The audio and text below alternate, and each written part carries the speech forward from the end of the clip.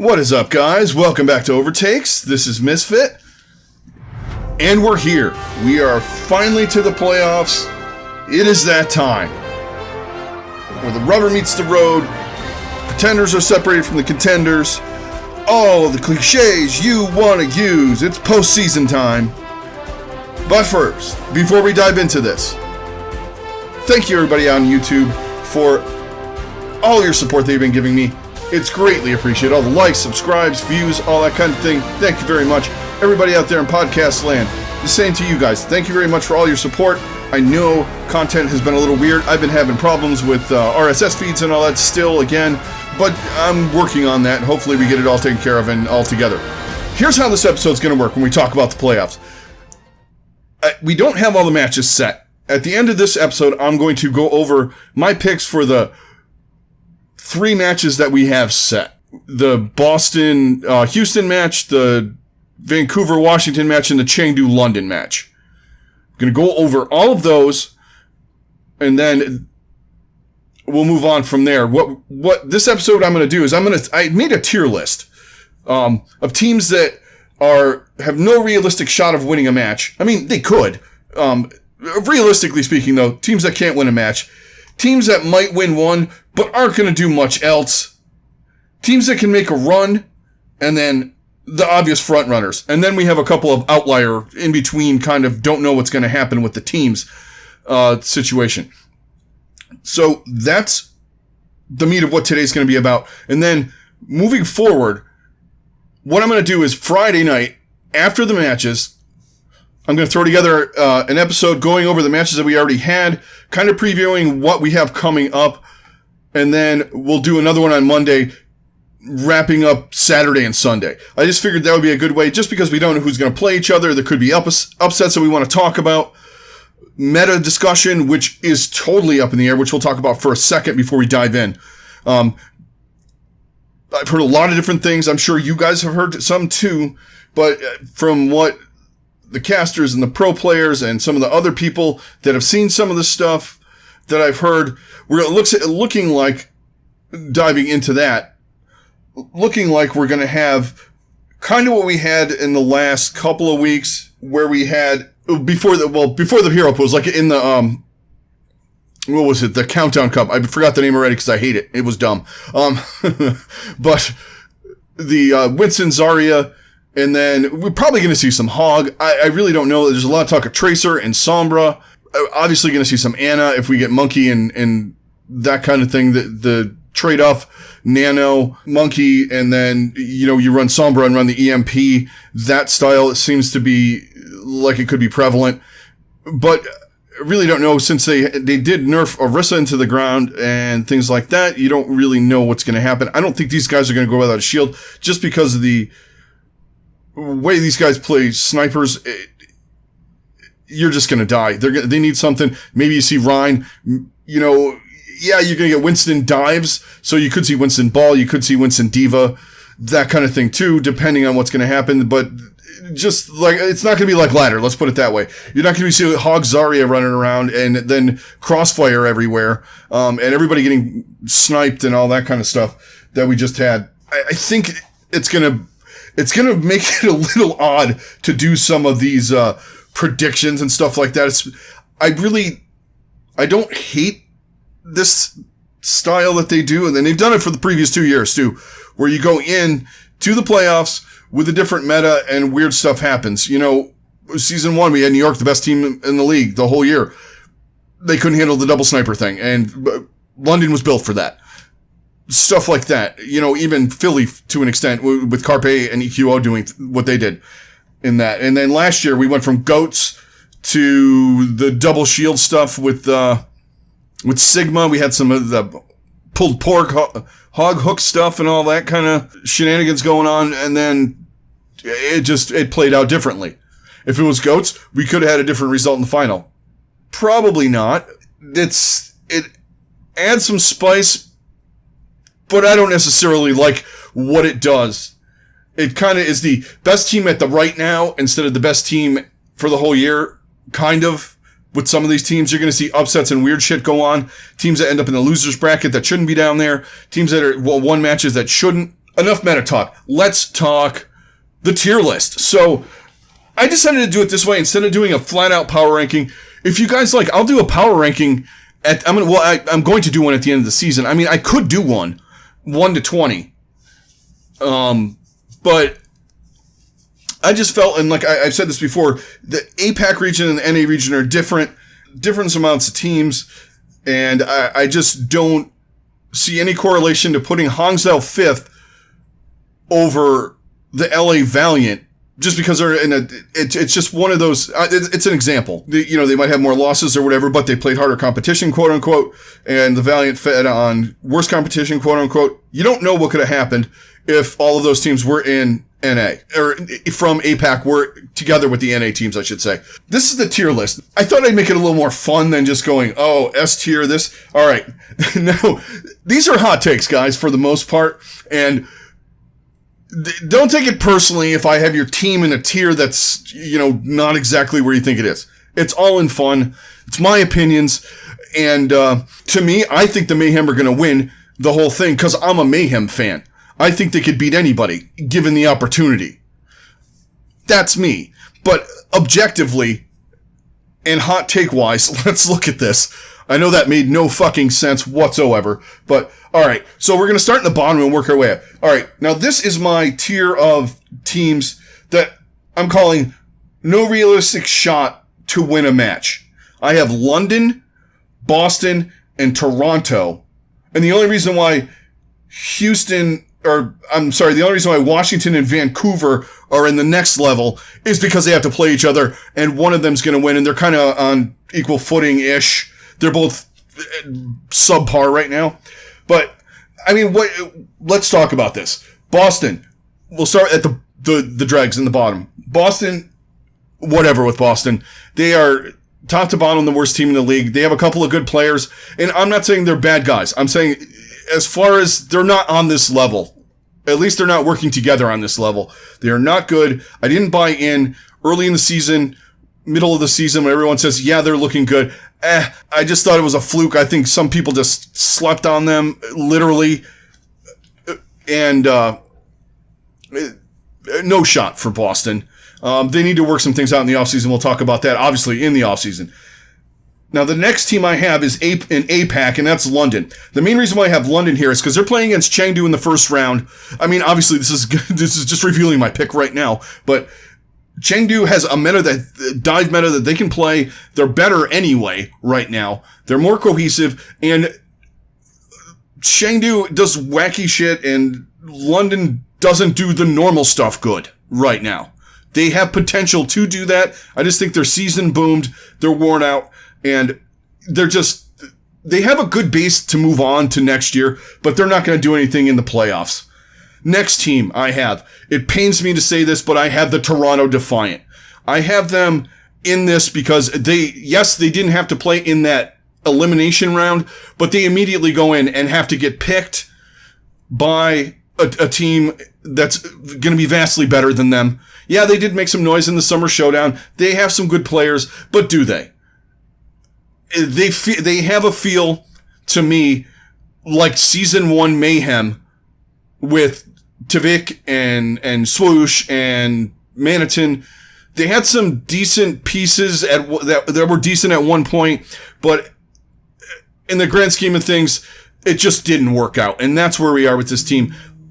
And unfortunately, Logix is on this team and that team as well. I don't know what this team is going to do in the future. Obviously, Surefour is not playing for them. And I don't know, maybe he makes a miracle appearance in the playoffs. I don't know what's going on with that dude. It feels like he's done.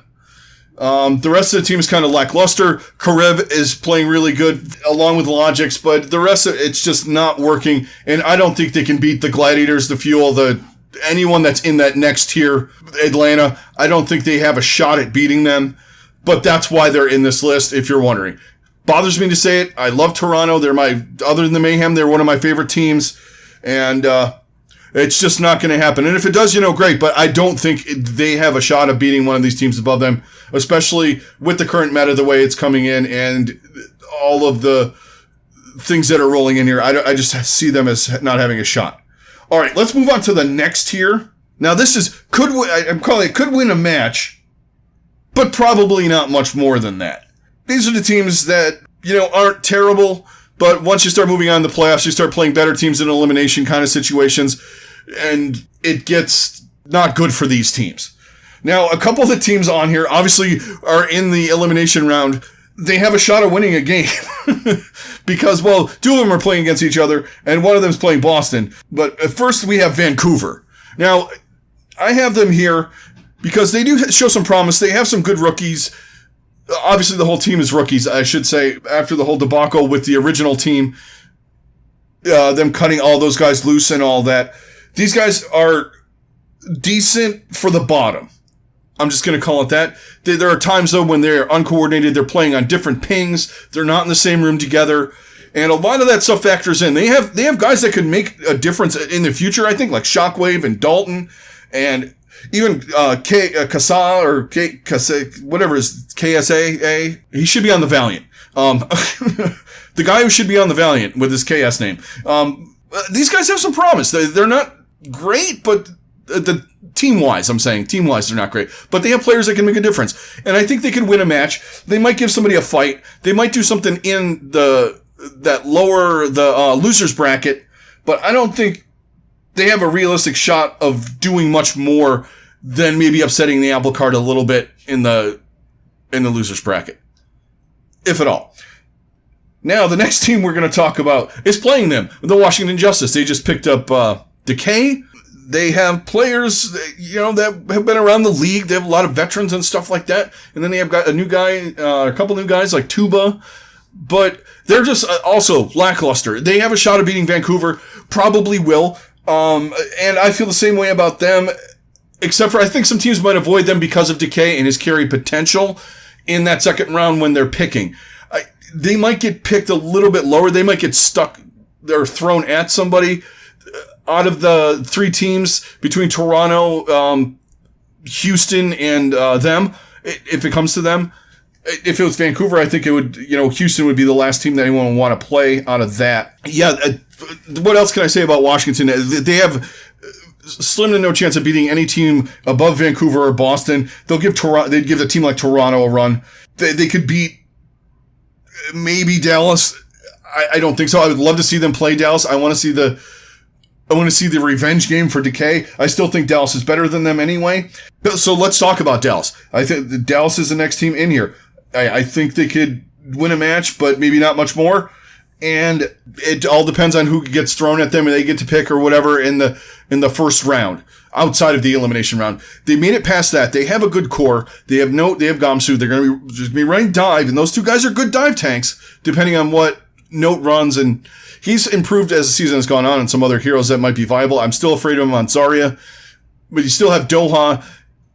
Onigod has been making his presence known. He's a really good DPS player. Crimzo and Paintbrush look better than what they started the season with. I'm liking that. I'm liking this team. I'm liking where they're progressing to. I just don't think they're ready right now.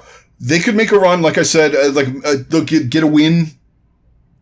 They could get a win here in the first round. They could very well win a game or two in the losers bracket, but the further you get into that, you're going to get higher seeded teams eliminated, like if Florida or Paris or Fusion or something like that end up down there, or San Francisco. They have no chance of beating those teams, in my opinion. I think the future's bright for this team. I just think it's not the right now. I think this is a good test for them. I want to see what they do.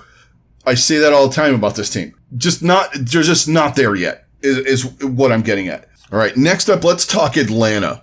So this team is probably the most disappointing team in the league. I believe I had them at like 3. And they're now in this tier. At least in my mind, they're in this tier. Yeah, they could probably win a match. In fact, I would say in the first elimination round, they'll make it to the double elimination part of the tournament. But the way they've been playing, 1 week they play good, 1 week they play bad. It seems like they have tilt issues.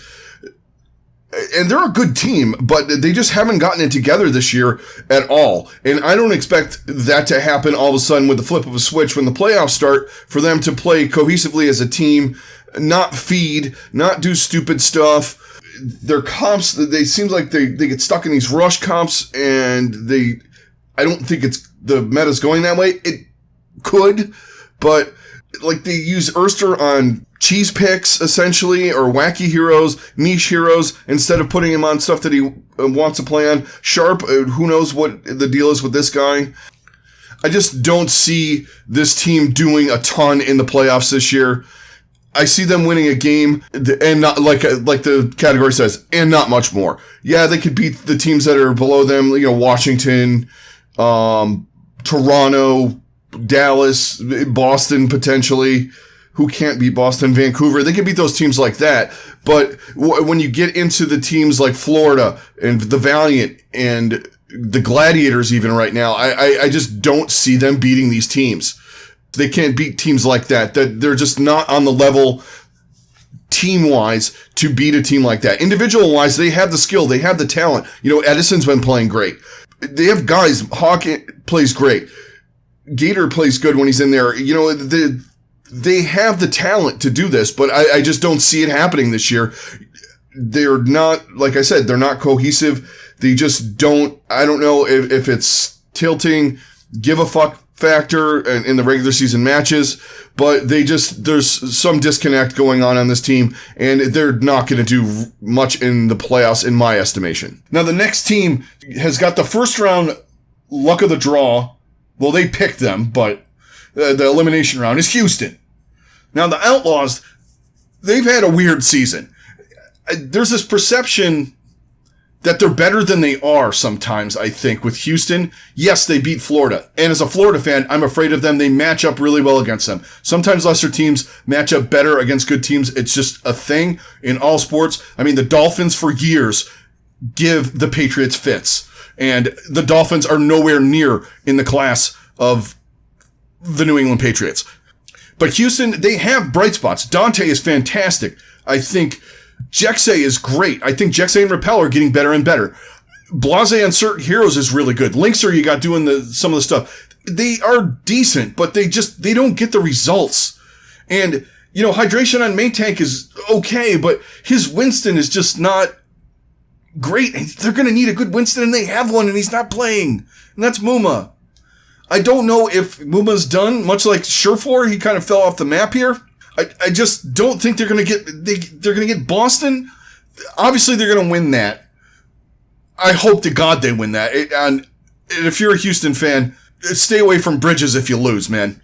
If you lose to Boston in a playoff situation, that's just, you need another rework. Sorry. Whether it's coaching or players or whatnot, something will have to be done.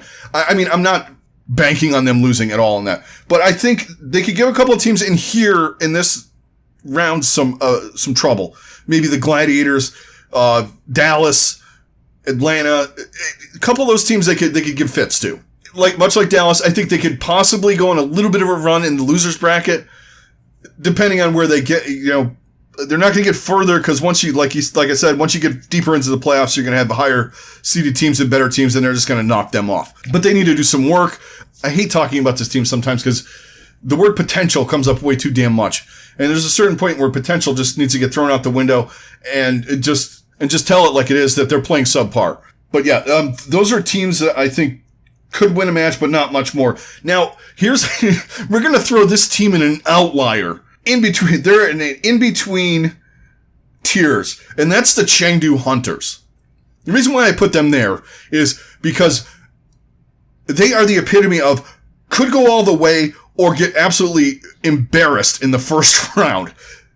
I don't think that's going to happen because the meta is kind of working in their favor. It's dive, it's fast-paced. Guys can get on comfort picks. You got Ameng playing ball. You got Jinmu doing whatever he wants to do. You have Leave, who's been playing really well. You got guys that can do things to win matches for them right now in this, what we think the meta is going to be. I think that they could do a lot of stuff. And I'm not one of these Chengdu stands. I'm probably one of the outliers that say, yeah, they're masking bad play with cheesy tactics or just trying to rely on doing wacky strats and all that kind of trickery and tomfoolery and shenanigans, all the stuff that they do. But, if it works for them, for some, people can't handle it, and their biggest thing is I call it the Chengdu trap, when they get teams to try and mirror them and play what they're doing, and they subsequently murder them 9 times out of 10. But yeah, like they're just an in-between team. Honestly, I think that they could make a run here. I don't normally say that about, like I said, I normally don't say that about this team. I'm not a stan. But I think they can make a run, especially in APAC. Yeah, the teams know what they play and how to go up against them. But that doesn't mean they can stop what they're doing. To a certain point, until you get to the Shanghais and potentially New York. And even though they beat New York in a playoff situation, not this much on the line, but you know how New York is. We'll get to them later. But yeah, that's where I put Chengdu in this like weird other dimension. They make no sense. I couldn't figure them losing right off the bat. I also thought that they could make a run too, but I also thought it was possible that either or could happen. They're confusing, just like this whole segment on them is right now. Okay, guys, let's move on to the next tier, and this is the could possibly make a run. Now, these are the teams I think have a legitimate shot of making a run, a deep run, potentially unseating some of the top teams from the previous tournaments, you know, the teams that we're expecting to win, that kind of thing. Teams that could very well, if they play their cards right, either end up in the grand finals or come pretty darn close, lose in a close match towards the end of the quarters, I guess it would be, in each region, APAC and NA. Okay, so the first team we're going to talk about is my team, the Florida Mayhem, and I'll try not to ramble on for hours about this. Okay, Florida is in a position I never thought they were going to be in. I never thought I would have them in a deep playoff run scenario. Beginning of the year, I thought maybe they could be an outlier to be in the top 12. Of course, everything changed, and everybody's in the playoffs, and you know, I thought they could have made some noise maybe in that potential play-in tournament that they were having at the, you know, before we got to COVID, and that screwed everything all up. But they have, since May, they've been on fire, unbelievable. I think they're set up pretty well for dive. I liked Fate playing dive when it was big. His Winston's really good. Gargoyle can play just about anything, especially if we get into Hog. He was a really good road Hog. If you remember last year when we had the pulled pork thing and they made a little run there at the end of the year and they kind of showed a little promise. Of course, you got Yaki and BQB. Now, the one thing I worry about, and this is always my worry with them, is Chris playing Lucio. But there's ways around that, and I'm sure they'll figure out a way. But if they have to play Lucio, he has gotten a little bit better. They should be okay. I think they could do something in this tournament. I'm really excited about it. Yeah, at the beginning of the show, I was kind of memeing and saying, I think they're going to win. I want them to win. They're my team. But I really think they have a legitimate shot to be in that quarterfinals, looking at potentially going to the semis or, you know, getting out of NA. I think there is a very realistic shot on that. Their one holdback is they have trouble against teams that are above them, which are Paris, Philly, the San Francisco Shock. I do have faith in them, though. I'm just worried. The one team I worry about is Houston. I don't know why. Like I was saying earlier, they frighten me for some reason. They give the Mayhem some trouble, and so do the Valiant. They're also another team that gives the Mayhem trouble. Both of those teams frighten me. Obviously, you know, not getting into San Francisco and that, but like teams that they have potential matches for early on in the tournament. Those are the teams that scare me with them. But I think they are going to make a run. They might end up in a loser's bracket, making a loser's bracket run because they get beat by Paris or somebody like that. I'm just throwing out on their side of the bracket. You know, they get beat by, say they have to play the Gladiators or something like that, and they get beat by them, or the Valiant get dropped in their lap and they get beat by them, and they may have to make a run through the losers bracket. I think they could do that. Next team is the Gladiators. I think they can make a run too. I think they're looking better and better. Birdring looks good. Their tank line, when playing Winston, looks better than they do playing anything else. I think that Kevster, especially if you can get him on Tracer, it's going to be great for them. I think they have the potential of having some upsets and making a run here. Salvage some of their season that seemed kind of lost and they seemed like a very large disappointment. I think they could do a lot to alleviate that in this tournament and, you know, maybe beat a Florida, beat a team and advance farther than we think they're going to. But I do think they could do that just because of the way they've been playing the last couple of weeks. I feel that they're getting better. Yeah, they did lose to Boston, and they lost, I think, the bottom 3 teams. I think they lost to Boston and Washington and Vancouver, strangely enough. So there is potential for them to fail too, but I think that they could make a run. Next team is an obvious one. Paris, I think another team, all those outstanding rookies that we talked about on the Rookie of the Year show and MVP candidates. Sparkle, Hanbin, Fielder, Eggsy. But you also got to take into consideration the veterans on this team. Soon has been playing really well. Ben Best has been playing way better than I expected him to play outside of playing a Reinhardt comp. He's doing really well. They are clicking on all cylinders, and I think they could make, not even in the losers bracket, I think they could make a run to go all the way into through the NA side and make it to the grand finals as one of the 2 teams. Next team we have is the Seoul Dynasty. Mostly because Seoul is one of 2 teams. They are a team, and things are setting up for them right now again, which is, it seems like it happens with this core of players that they have. Things set up for them sometimes in the playoffs. They're setting up for them because you have Prophet that could potentially play Tracer. You have Gesture on Monkey, and you have Badosa on either Ana or Zenyatta. That works out really well for them. And if you take in Tuyu, who's playing a really, really good off-tank, they are looking a lot better. Hesitate to say they're going to make a deep, deep run, but on the APAC side, I think they could make a run. I think they could beat Hangzhou. I think they could potentially beat Guangzhou. I think they could beat Chengdu. They can give any one of these teams a run for their money and make it to the final 2 teams to get out of APAC, which is going to be a challenge because these teams, there's a lot less of them, and it's just the match is going to be harder and more intense, I think, too. I have them here because I love their potential. I have a lot of teams from APAC in this because they're all pretty good. Next team we're going to talk about, the NYXL. Much like Seoul, I think things are setting up for them really well. The one thing I worry about is if we get into a sniper meta, I'm not too keen on the guys they have playing snipers. Nene's okay. I just don't feel that. But if you get into metas with Tracer and Winston and that kind of stuff, and you play Bianca, that's a key. And then you have Jonak on Zenyatta or Ana, you're going to look pretty good. You can play, they've been playing Libero in and out here and there doing different things, which he does.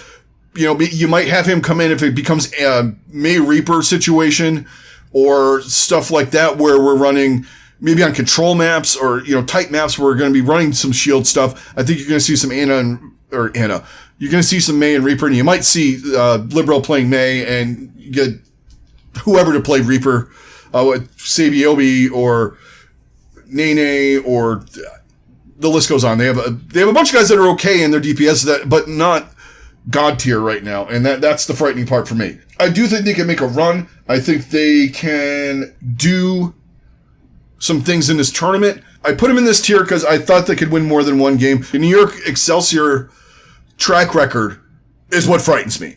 But on to the next team. So the next team we're going to go with is the Hangzhou Spark. They've looked vastly better in the last few weeks. I think they're primed for a really, really good run here. Got Gushway can run the Monkey, and he is fabulous on Winston. One of the best in the league. You also have Architect and Godspeed doing what they do. Their support line's great, and I want them to stick with QOQ, but watching some Assassin play some Zarya, I think that's not a bad idea to put him in it, depending on if we're going with that double bubble meta with Winston and Zarya. I still want to see QOQ in there. I think overall he's just better fit, and it's going to do better for the cohesion of the team to have all the same guys in there. Maybe rotate them in and out a little bit. I want them to stick with that. I just like that look and that feel a lot better. And when it comes down to DPS play, I think they're fine, and their supports are good too. Next team I have on this list is the Valiant. Just because they're the fucking Valiant right now, and that's what they do. They do weird shit that you don't expect them to do. They could make a run. Didn't expect them to be in a position to make any kind of quote-unquote run, except for the basement at the beginning of the year. They beat they've beaten the Mayhem. They give everybody in the top fits. You name it. I believe they beat the Shock early in the year too, if memory serves me correctly. I've talked about them a lot. One of the guys I have not spent a lot of time talking about is Lastro. I think he's a very, very huge component. We talk about their DPS guys a lot, with Shaxx playing Tracer and KSB and KSF going ham on their heroes, and just on the sheer fact of those guys, I think that's why I think they can make a run. Because if they get hot, we get the right meta. They're very meta dependent, this team. They very well could bow out early if the meta doesn't fall into their favor, but I think it is going to, and I think that, and like I was saying, Lastro is a key component. Great low-key support for them. And also, I think Rain's been doing a decent job, too. And a couple of things that we, overlook on this team, like I was saying, I think they could beat a lot of teams. I just think in a pressure situation, though, I don't think they could beat, like, the Shock or maybe the Fusion. Those two teams, I think if they have to get in a situation where they have to play them, I think they're in big trouble. But I think they can make a run. I think they can make some noise. And like I was saying about a couple other teams, make a good look for right now and also for the future. I think they can keep the core of this team with that coaching staff they have and just continue to work on it. And eventually, instead of being a dark horse team, I think they could be an actual favorite team, depending on whatever the world gives us next year as far as the schedule and how we're running it. Before we get into final tier, our front runners, we have another fence team, and that's the Guangzhou Charge. I love this team. I liked them at the beginning of the year. I thought they were going to make some noise. I thought they were going to be good when they separated into APAC and NA. I thought they were one of the better teams there to begin with. They had a little stale run there. They got things together with Krong, and then Happy and Eileen have been insane all year long. Eileen's a MVP candidate. Happy could have been in there too. He's low-key a good component on this team. I mean, yeah, we know he's a great sniper and all that, but just outside of that, he's been playing really, really well. Their tank line has impressed me, mostly Krong, who's been ungodly. And, Rio's been doing really well too. He has exceeded my expectations. We thought some things were going to happen when Neptuno was unable to come back into the fold. They slotted Chara back in, and he's worked out really well. Now, they haven't played in like a month. So they haven't played, 3 weeks at this point, somewhere in there, since the Countdown Cup. So I believe Nero's back. So, I mean, that's even an additional boost to them. I just like where they're going. I think they have a really, really good chance to represent from APAC in this. I haven't seen them in a bit, so that's why I kind of have them in between tiers here. They're going to be a force. I know that, and I just think that they're poised to make a run, and I'm really excited to see what they do.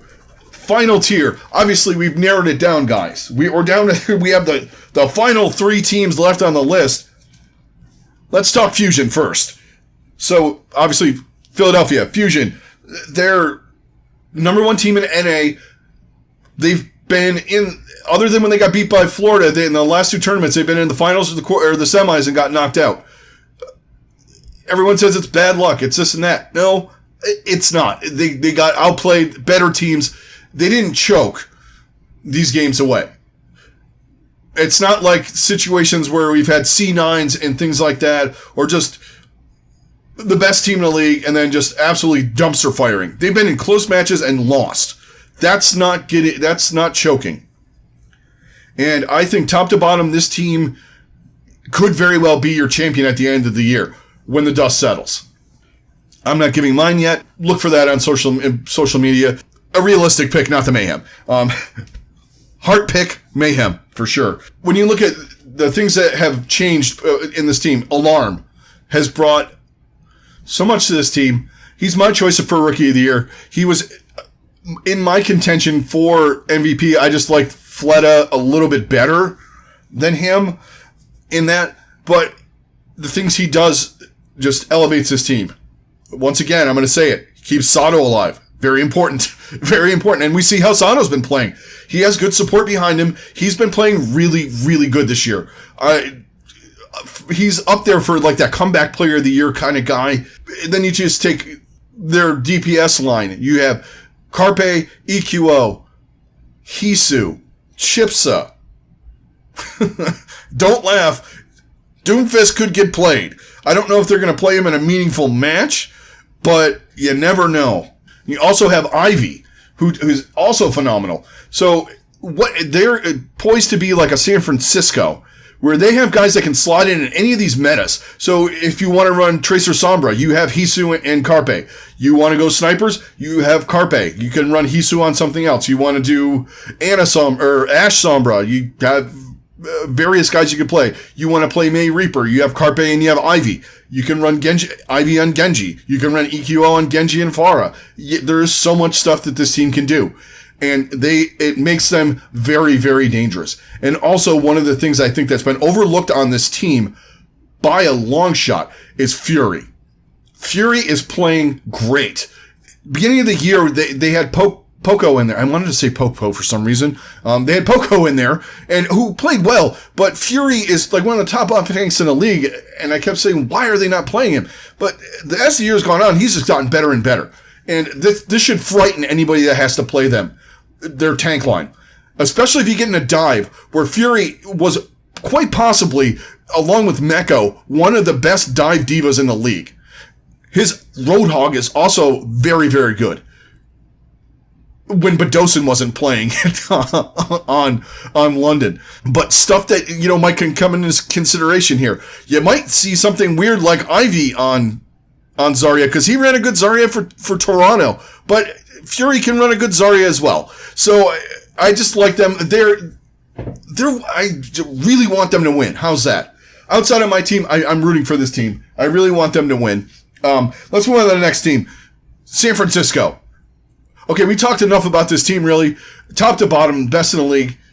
You got Rookie of the Year candidates and ons. You have MVP candidates like Choi Hyobin. Potential should have been like Smurf. Your support line also has an MVP candidate in Violet. And then you have guys like Moth in Twilight. The list goes on. If they're not in the final two from NA, it's a failure of a season. They are that good. They should be in this 4-team grand finals weekend. If they are not, it's a failure of a season. I don't care what you say. That's how I feel. They are that good. And if they lose, it's a failure. To me, they could lose. Yeah, all right, they can lose in the next round. I get that, sure. But if they lose, or especially if they do a lose and then lose out of the losers bracket, failure of a season. But let's talk positive here with this team. I love watching them play. Ons is becoming one of my favorite players in the league because he is unfucking godly. You add that in with Striker, Rascal, and any number of whatever combination you want to run back there. Their support line is probably next to Philly, best in the league. Can't really name too many. The support lines are as good as Violet and Twilight, or Violet and Moth, or Twilight and Moth, or Rascal and Moth. If you want to go all the way back to the beginning of the year, they're just insane. Like I said, I expect this team to be in that final two going to play in the grand finals. The last team that we have, along with San Francisco, one of the best teams in the league, and Philadelphia, the Shanghai Dragons. Yeah, there's a whole story arc here with this team. Last worst team, now the best team. That first-year team was not this team, but there are components on here that are playing really well, and the main one is Fearless. Obvious comeback player of the year kind of thing if you're doing those kind of awards. Redemption arc, all the things that you want to see. I think they could go through the APAC region fairly easily. They know these teams well enough. They have guys that can play anything. And if you want to get down into a Widowmaker thing, you got Diem on the bench. You got Ding on the bench if you need a Pharah. But you have Fleta, who is my MVP choice, who can do just about anything, if not everything, that they need.